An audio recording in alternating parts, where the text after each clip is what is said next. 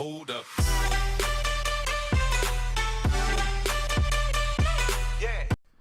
Yo, what's going on, guys? It is FoxyDude98 here. Welcome back to a brand new video for you guys today here on my channel. Today we are back with a brand new episode of my F1 2017 career mode for you guys today here on the channel. Today we are here for round 9, which is the Austrian Grand Prix. If you guys do enjoy today's video, don't forget to drop it a like. That'd be absolutely awesome. Subscribe if you're new around here as well. Just want to say a massive thank you to all the support on these videos so far. They're going down really well, and I'm really happy that you guys are enjoying them. But as you saw on your screens there, we managed to pick up our first upgrade of, our first upgrade for quite some time actually. But it is a upgrade to the chassis, which you can see there, the second upgrade. And as you can see, if we click onto the chassis, that now means that we have overtaken, I believe, McLaren, Toro Rosso, and potentially even Renault in the chassis development. So massive upgrades and big gains there, but in the aerodynamics, we're still a long way off, as we're still the third worst team, and it will probably still remain the third worst team even if we get another upgrade. So still a lot of work to do there. On the powertrain side of things, we literally do not need to bother with that at all. There is no point in that. So we're just going to continue onwards as we are. As you can see, in terms of all of the power units and elements and stuff, we're not doing that bad actually. We have had to start using the third components for some parts, and you can see we're still using our very first engine for some practice programs, so we're doing really well on the engine side of things. But into practice we go then, and track acclimatization is first up. And it took us a little bit of time to get used to the track acclimatization, if I'm perfectly honest. You know, especially in the middle sector, you can see we literally had 2 purples, DRS, and loads of greens, then 2 purples, and DRS. So, yeah, that basically mixed and matched. Moving on into the tyre wear test, we got a green for that one, so we passed it, we didn't get a perfect on it. On the fuel saving side of things, you can see that we're coming towards the start line now. We've got 3 tenths in hand, so I just decided to brake. I tried to get into the purple by braking, but I didn't want to brake too much that I failed the test, so I just left it in the green. Once again, we get yet another green for the qualifying simulation run, so we're literally just getting green on everything, and we're going to get our one and only purple full-on perfect of the session, which is the race strategy here. Opening up the DRS behind Felipe Massa is going to give us a nice tow across the line there to have optimal pace. Race strategy complete. Really happy with that one. And as you can see then, we're gathering up the resource points. So 207 resource points collected, all extremely valuable. And then we're going to have a look now at the session objectives for today's Austrian Grand Prix. And they want us to qualify in 8th and also beat Daniel Ricciardo, which has basically been the characteristics all season long. And as you can see, going back to the R&D tree now, we are going to be switching to our third power unit for some of the components. I do believe that we're going to stick to the second on some components. Yeah, never mind. We actually decide just to run 3 on, just to run our third power unit, just overall everywhere.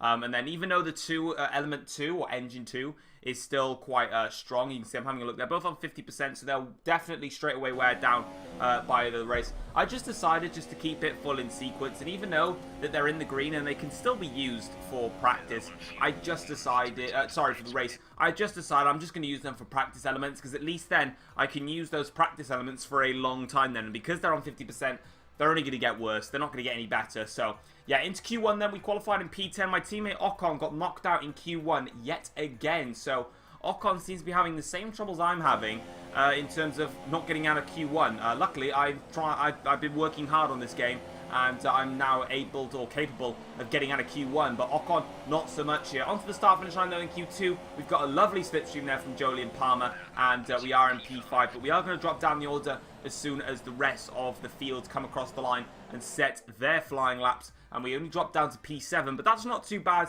in P7. Both the Haas cars with some great laps there. The situation at the moment seems like something's off with the fuel injection system. We're looking into it, but we're going to be out of action for a few minutes. So that's really fun. So we had a fuel ignition fault at the start of qualifying, so as you can see here, we've got one chance now to get lapping in Q3, because we had a fuel ignition fault, which was pretty terrible, if I'm perfectly honest with you guys. But we're coming across the line now to complete this lap, and where's that going to put us? That's going to put us in 9th place. Wow, I definitely would have expected more from that, if I'm perfectly honest. But there it is, guys. We are now in P9 for this Grand Prix. It's not that much of a problem, if I'm perfectly honest. Yeah, we're rocking on in P9, unfortunately. There's 2 Haas cars in front of me, then the 2 Red Bulls, and then the Ferraris and Mercedes is splitting it at the top of the grid. But yeah, I was definitely compromised by that really random qualifying thing. I never knew you could have that, but we had a failure and we had to wait 7 minutes for that to be fixed. But anyway, there are some of the objectives coming through. We actually lost basically a point there overall. Which isn't the best, but it is what it is. But anyway, guys, we're going to listen to the objectives now from Emma, which she's going to give us, which hopefully are some nice objectives. It would be nice. Finish 8th, beat Ricciardo. Let's get into the race. Well then, after an exciting qualifying session yesterday, let's take a look at how the cars line up. Good job yesterday from Valtteri Bottas. The Finn starts from pole position, and starting alongside in P2 is Sebastian Vettel. Looking down the rest of the grid, we have Hamilton, Ricciardo, Max Verstappen and Grosjean, Magnussen and a Force India, Raikkonen and Nico Hülkenberg, Sainz, Massa, Jolyon Palmer and Stroll, Kvyat, Ocon, Stoffel van Dorn and Pascal Wehrlein. Alonso and Marcus Ericsson rounds off the grid. And now it's time to head down to the track. Right then, guys, as you can see, we're on the grid now here for the start of the Austrian Grand Prix. And unfortunately for me, it's going to be a full wet race. Now, yeah, that's pretty big. But we're just going to have to get on with it. I probably would have preferred it to be dry, if I'm honest. And as you can see, I'm just there with my setup thinking, well, I've kind of done a setup for the dry, not for the wet, so we're just going to have to see how it goes, and if we spin out and crash, then we know why, because we had a dry setup on. So anyway, let's get on to the formation lap then, and as you can see, we're coming across to start our things off here. Funnily enough, we actually out-qualified Kimi Raikkonen now. I believe that Raikkonen has had a grid penalty because we did start qualify 9th, but we're starting 8th. But anyway, we're on the grid now for the Austrian Grand Prix. We've got 5 red lights here, and it is lights out, and we go here for the Austrian Grand Prix. A decent start from us actually here.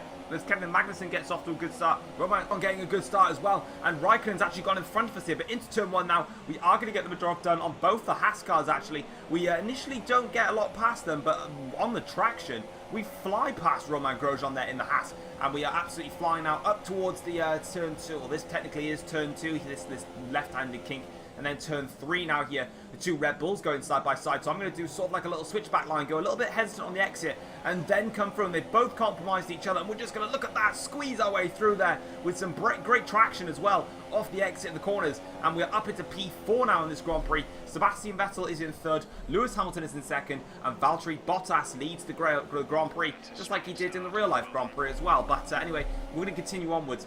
On to lap 2 of the Grand Prix now, and we are just about we're matching pace with the top 3 guys, and that's already down to our traction out of the slow speed corners. Yeah, we're just going to keep pursuing as we are, and we've got a virtual safety car actually, and I lost the back end there as the virtual safety car came out, sort of distracting me a bit there slightly, but we're going to reduce our pace as we're about a couple of tenths over the limit there. The virtual safety car is ending, and it is actually ended. We managed to get very close to Vettel. I had a look into turn 1, but I decided to back out of it and be braver with it. Or not be brave with it, sorry, be wise with it. Now we're just going to wait and be patient here as we make the charge up towards turn 3 now here, as we're coming through now, as we can see in the slipstream of Sebastian Vettel. We're going to pull over to the inside line, and we're going to go down the inside of Sebastian here, and we're going to get straight past him here. And with the traction that we can get out of these corners, we can absolutely fly. And luckily, despite the fact I'm running a dry setup, the setup that I do have maximizes traction, so that really does help out in the wet conditions. But onto lap 7 of the Grand Prix now, and we're just about to reset the fastest first sector of the race so far, and we're keeping in touch with Hamilton and Bottas, although it looks like Valtteri Bottas is going a little bit slow, and Lewis Hamilton is not. That could be down to the engine components. Maybe Bottas is running some slightly older ones. We're running a nice, fresh one, pretty much. And as you can see, down in towards turn 4 now, we're going to try and maybe have a look at Hamilton. But Bottas is locked up there. So Bottas making a very rare mistake there, and he's actually locked up there, and that's cost him horribly. Because now, both myself and Hamilton get through with a snap of oversteer. Sorry, not snap of oversteer, snap of aquaplaning there through the exit there. On to lap 10 of the Grand Prix now, and Lewis Hamilton is beginning to pull away. The gap is 1.7 seconds. It did increase to 2.5 seconds. I brought it back down to 1.7, and then it just sort of stayed as it was, increasing, decreasing. As Danny Kvyat there is out of the Austrian Grand Prix. So Kvyat once again DNFing in this race. And on to lap 12 of the Grand Prix now. We're still trying to catch up to Lewis Hamilton in this Grand Prix as we try our hardest to just basically gain as much time as we can. We look like we're closing. This might help though. A full course caution the safety car is out. I have no idea why this car is out. No one's retired from the race. I didn't actually manage to find who crashed either, so I don't really know why the safety car has come out, but it has. And that's brought me right up to Lewis Hamilton's gearbox. So now, we might be able to get past it. So anyway, as you can see now, Lewis Hamilton backing up the field as he has to. Because theoretically, he is the safety car. And don't worry, guys, I'm not going to go into the back of him like Vettel did in Azerbaijan. Lol.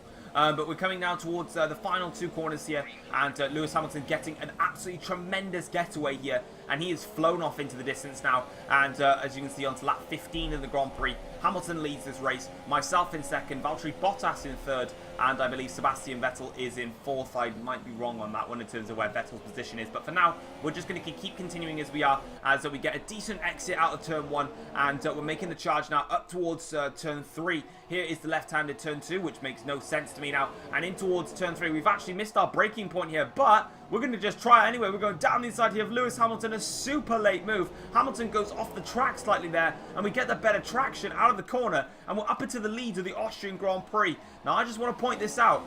That was completely unplanned. Oh, was it unplanned, Foxy? Yes, it was. I broke at the point where the corner line tells me to brake. And for some reason, I just kept going on and on and on. And I had to dive it down the inside of Lewis Hamilton and do a crazy dive bomb. Not to be a rash and aggressive driver, but I would rather do a crazy dive bomb and have us going off the track and then me getting a penalty for it than crashing into the back of him, costing millions of pounds, and both of us DNFing and having a grid penalty for the next race. So at least it paid off, and he did go off the track slightly, but he still had 2 wheels on the track, so technically it was a fair game, fair move. Anyway, into the pits now for our one and only stop, onto a new set of wet tyres, and we're going to be taking these to the end of the race now.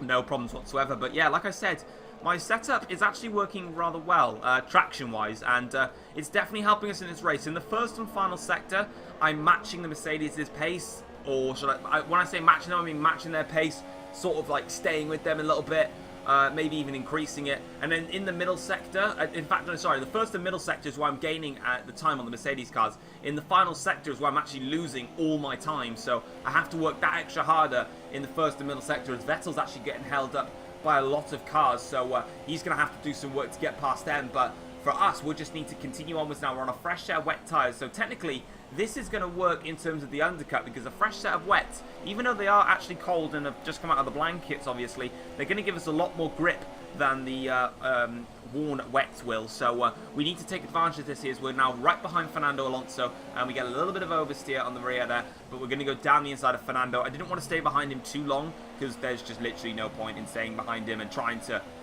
like size up a move. At the end of the day, we're racing the Mercs here, so we really need to get on with it here now as we continue onwards, and we go round the outside of Ericsson, who actually came into the pits, and that really distracted me there. And we do go off the track there slightly, but that was kind of mainly down to distractions more than anything there. But as we come across the start-finish line now, onto lap 19 of the Grand Prix, where is Lewis Hamilton? I believe he's just coming through turn 1 now, as that's Romain Grosjean locking up and going completely wayward there. That's Lewis Hamilton there. So we are still in front of Lewis Hamilton. In fact, I think we built a bit of a gap on Hamilton, which is actually quite nice. I don't mind that at all. And onto lap 23 of the Grand Prix now. We're just comfortably doing our own thing. You see, Lewis Hamilton and Valtteri Bottas are keeping right up with me in this Grand Prix. And at the moment, these wet conditions are actually a blessing. But we've gone onto the curb there. Back end's gone all over the shop here. Got to recover it here. We do so, but Hamilton has taken that as an advantage to try and attack us now. And as you can see, coming towards the second to last corner, will Lewis Hamilton go for it down the inside? We're going to defend from Hamilton, but he still sticks it. And around the outside, Hamilton makes the move stick, but down the inside into the last corner,